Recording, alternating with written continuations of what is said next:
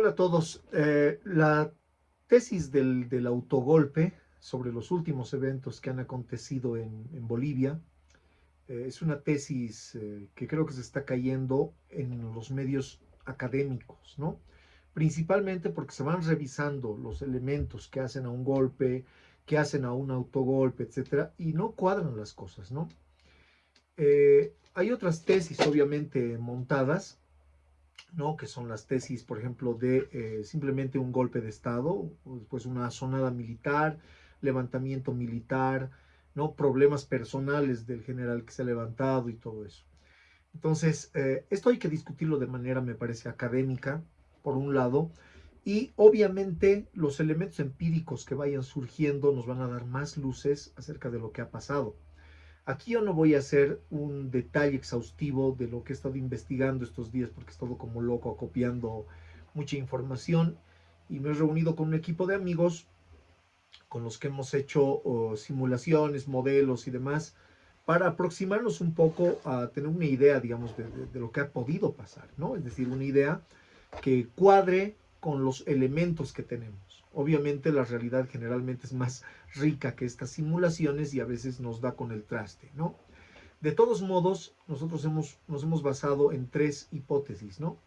La primera hipótesis, que ha sido un autogolpe, porque ha sido la idea del autogolpe se ha difundido antes de que termine el proceso, es más, cuando iniciaba el problema, ¿no? Y esto hay que sospecharlo. La segunda es que ha sido un golpe fallido, ¿no? Y obviamente ahí lo que hay que ver es si todos los actores internos son los que se están mencionando y qué actores externos hay. Ya les explico por qué. Y tercero, si fue una aventura personal, ¿no? Yo sé que hay otras hipótesis, pero son matices básicamente de estos. ¿Cuál era la idea de la aventura personal? Más o menos como han descrito, se ve el general acorralado, se ve con problemas, ¿no? Y lo que hace es, o sea, se ve destituido de su cargo y lo que hace es llamar a unos amigos, organizar algo, cosa que es muy tirada de los pelos, ¿no? Pero es una de las cosas que señalaron algunas personas. Los detalles de nuestras conclusiones, los detalles los voy a dar en un evento que vamos a tener dentro de poco, auspiciado por la carrera de filosofía, organizado por docentes de filosofía y con algunos invitados que son analistas políticos que tienen su nombre, en los que nosotros creemos podemos encontrar también elementos que nos ayuden a dilucidar no solamente este problema, ¿no? Sino que queremos ver este problema en medio de otros problemas, es decir, de los problemas que atañen ya al orden global, no al orden regional, etcétera, porque no hay que pensar, especialmente en las presentes circunstancias, o sea, es prohibido pensar, básicamente, que somos una isla aislada, sin influencias, que todo esto que sucede se debe a la psicología del pueblo, a las cuestiones, digamos, más relativas a cuestiones de identidad, ¿no? De movimientos sociales y todo eso. Ese sería un grave error. Entonces, lo que les dejo es lo siguiente. Hemos logrado establecer conexiones que nos llevan a ser parte, ¿sí? De toda una trama internacional, pero que tiene actores en medio, ¿no? Actores definidos y comprometidos.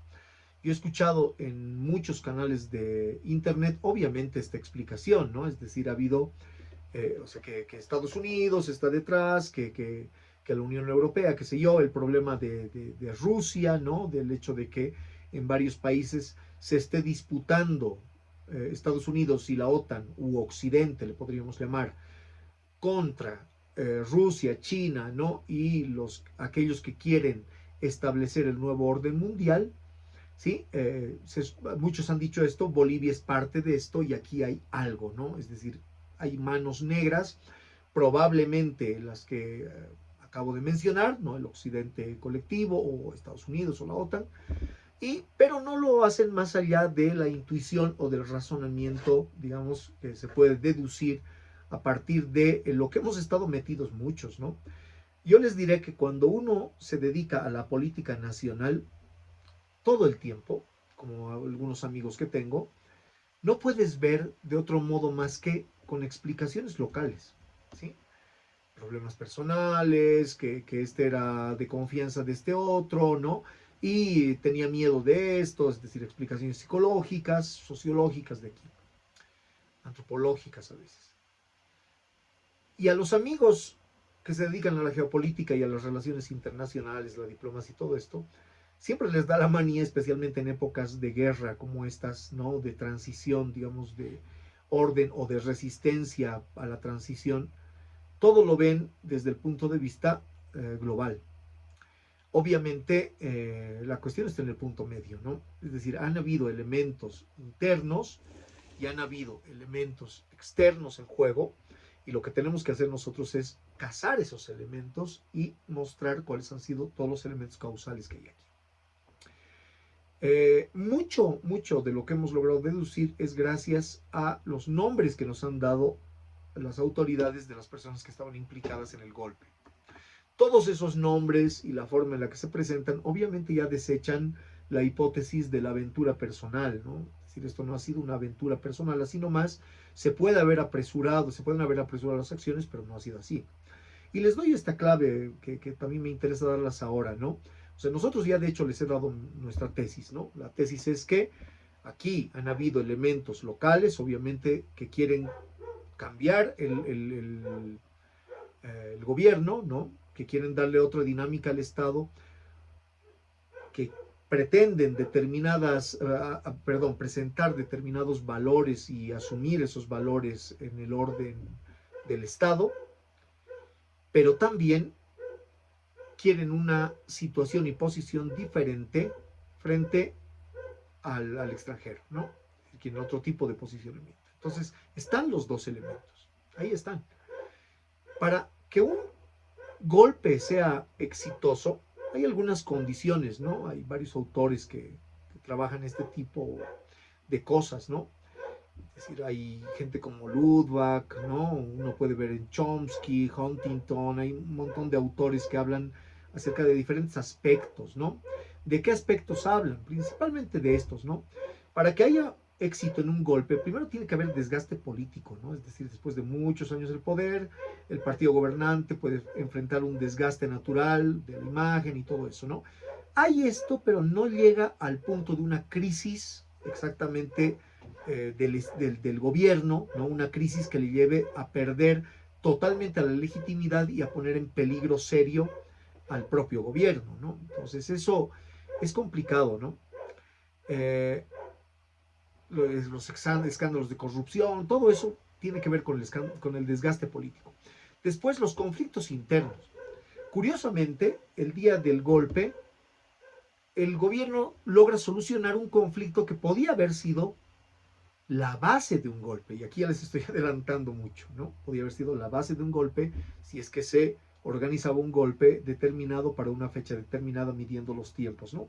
Porque tenía que haber el conflicto de los transportistas que los resuelven el miércoles por la mañana. Después está el problema del descontento social. ¿Hay descontento social? Hay descontento social, pero no es tan grave. Fíjense que el presidente en las últimas encuestas es el que tiene más, digamos, expectativa de votación. Está con un 19%, se hizo en mayo, ¿no? Y los otros, o sea, 19 no es mucho, pero los otros están peor. Y además tenemos problemas en la oposición serios. ¿El autogolpe de qué le iba a servir al presidente? El autogolpe le serviría a la oposición, porque la idea de autogolpe ha salido antes de que termine el propio golpe. Después, ¿qué más? Aparte del desgaste político, los conflictos internos, el descontento social, las críticas a la gestión económica. Ahí el presidente tenía serios problemas, no hay dólares y todo eso. Pero traía, de hace 2 semanas, un cronograma de trabajo con un aspecto muy prometedor, ¿no? Se ha firmado con Rusia ese cronograma de trabajo sobre el litio. Entonces, aquí está uno de los elementos claves del asunto. Tenemos también acusaciones de autoritarismo, eso viene de larga data, pero con el golpe del 2019 o lo que haya, o lo que quieran ustedes llamarle, el 2019, es como si se reseteara el autoritarismo, porque el gobierno de transición muestra ser idénticamente autoritario o más autoritario. La oposición en este caso tampoco era un escollo, porque una sexta, digamos, una sexta motivación o un sexto requisito que tendría un golpe es que la oposición se presente como una alternativa unificada, viable, ¿no? Que represente una amenaza real para el gobierno, y eso no ha sido así, ¿sí? Entonces, ¿qué se necesita, no? Para el golpe exitoso se necesitaba una planificación y ejecución coordinada, se necesitaba apoyo popular, pero hay una cosa más que se necesitaba, factores externos. Todo esto de la deslegitimación, de que el pueblo no apoya al gobierno y demás, eh, que apoye o no apoye, en Latinoamérica generalmente no ha importado. ¿Sí? Recuerden los gobiernos de Banzer, gobierno de Pinochet, altamente el de Natush, ¿no? Altamente impopulares, ¿sí? Pero se los lograba estabilizar a partir de sangre, ¿no? Eso es así. Claro, mucha gente dice ex post, el general, ¿no? Y los militares que estaban ahí no han disparado nada. O sea, esa es una forma muy sencilla de analizar. Cuando uno tiene planificación y ejecución coordinada, espera señales, porque en el mismo momento que tú generas el primer movimiento, se tienen que ir generando los otros movimientos. ¿Por qué no se ha generado? No ha habido la señal. ¿La señal qué son? No es una llamada telefónica generalmente, ¿no? Generalmente es un disparo, explosiones y luego recién ya, o hay algún otro tipo de señal. El general Zúñiga al principio va con mucha entereza, con mucha fuerza. La primera declaración es muy firme, sabe lo que está diciendo. Y entre las cosas que todos han argumentado, han olvidado una pequeña cosa. El general dice, tanto en los medios de prensa, en especial en Opinión, cuando le hacen la entrevista y que sale publicado, no vamos a permitir que sigan manejando así nuestros recursos naturales.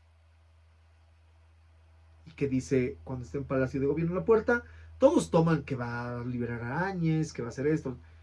Dice lo mismo también, ¿no? No vamos a permitir que sigan manejando así nuestros recursos naturales. ¿Cómo lo están manejando? ¿Cómo los están manejando? ¿Entregarlo a los rusos es el problema? Entonces, hemos pensado que más o menos iba por ahí. Y claro, aquí la clave tiene que ver también con Aníbal Aguilar, ¿no? Entonces, ya con esto yo les estoy ya diciendo muchísimo, ¿no? Entonces, vamos a establecer nosotros cuáles son los factores externos y todas estas cosas. Entonces, espero que seamos pacientes. Yo creo que tal vez decir mucho más es entorpecer todo este asunto. De todos modos, el próximo miércoles creemos que ya es tiempo suficiente, y el próximo miércoles nosotros vamos a tener un evento que lo voy a estar publicitando, en el que vamos a detallar los resultados de nuestros modelos. Son cuestiones académicas, nosotros a fin de cuentas pertenecemos a la UMSA y a eso nos dedicamos, ¿no? Entonces, los que me hayan escuchado, muchas gracias, un abrazo y ya no les molesto más.